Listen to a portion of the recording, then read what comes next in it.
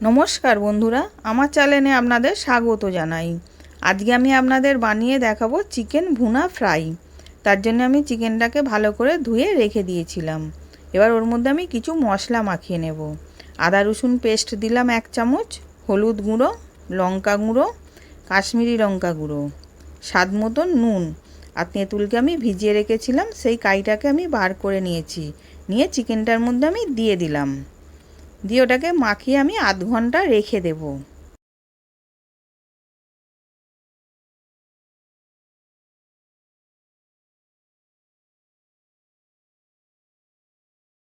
এবার মাখানো হয়ে গেছে, আমি চাপা দিয়ে রেখে দিলাম। এবার আমি কিছু মশলাকে থেঁতো করে নেব। এবার আদা দিলাম, রসুন দিলাম, কাঁচা লঙ্কা দিলাম, ওর মধ্যে সামান্য একটু নুন দিলাম, দিয়ে ভালো করে থেঁতো করে নিচ্ছি।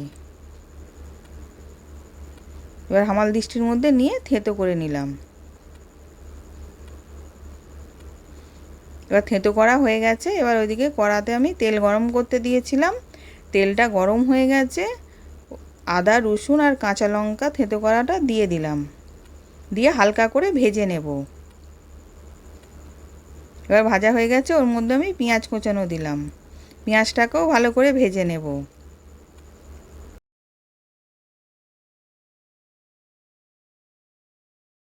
এবার পেঁয়াজটাও ভালো করে ভাজা হয়ে গেছে। এবার ওর মধ্যে আমি চিকেনটাকে দিয়ে দিলাম, দিয়ে ওটাকেও কষিয়ে নেব। জোর আঁচে আঁচটা যাতে কমাবো না।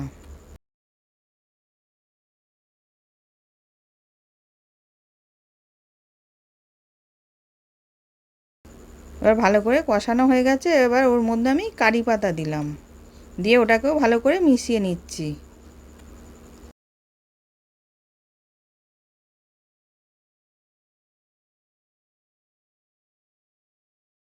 এবার ওর মধ্যে আমি 2 চামচ বাটার দিয়ে দিলাম, দিয়ে চাপা দিয়ে সেদ্ধ হতে দেব। ওর মধ্যে আমি জল দেব না। এবার আমি একটা ভাজা মশলা করব।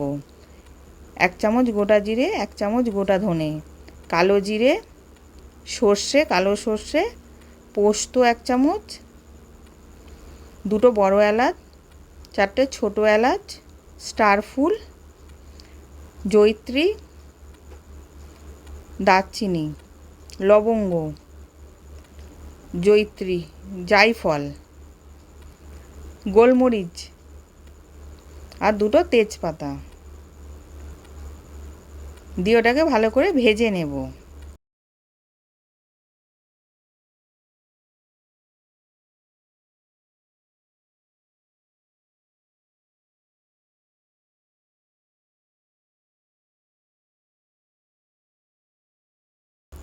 এবার ওটা ভালো করে ভাজা হয়ে গেছে। এবার ঠান্ডা করে আমি গুঁড়িয়ে রেখে দেব। এবার এদিকে মাংসটা খুলে দেখলাম সেদ্ধ হয়ে গেছে, কতটা জল বেরিয়েছে দেখুন। এবার ওর মধ্যে আমি গুঁড়ো মশলাটা যে গুঁড়িয়ে রেখেছিলাম ওটাকে দিয়ে দিলাম, দিয়ে ভালো করে মিশিয়ে নেব।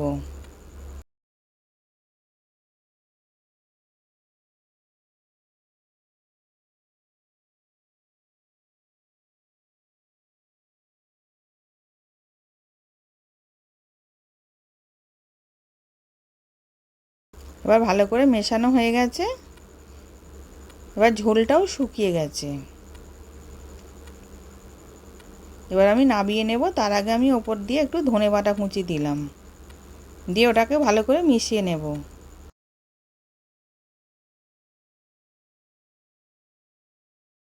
এবার রেডি হয়ে গেছে, আমি নামিয়ে নিলাম।